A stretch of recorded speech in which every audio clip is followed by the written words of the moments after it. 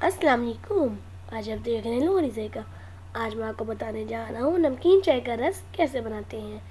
نمکین چائے کا رس بنانے کے لیے سب سے پہلے آپ نے پانی 1 لیٹر لے لینا ہے اپنے پتیلے کے اندر. اس کے بعد آپ نے سبز الائچی 3 ڈال دینی ہے. نمکین چائے کی پتی آپ نے 3 بڑی چمچیاں ڈالنی ہے اس کے اندر.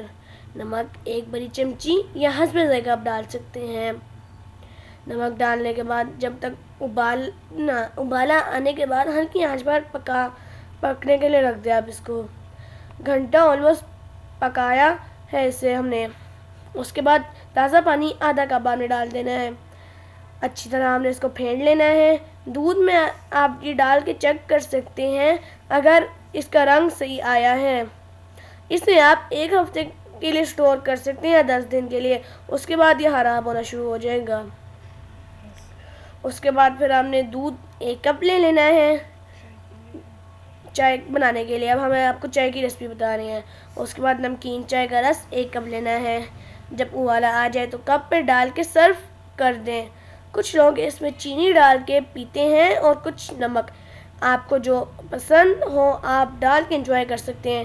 اگر آپ کچھ مزے دار کرنا چاہ رہے ہیں تو آپ دونوں کر کے سکتے ہیں. اور کچھ لوگ یہ ٹائیوں کے ساتھ اور باقر کھانے کے ساتھ کھاتے ہیں.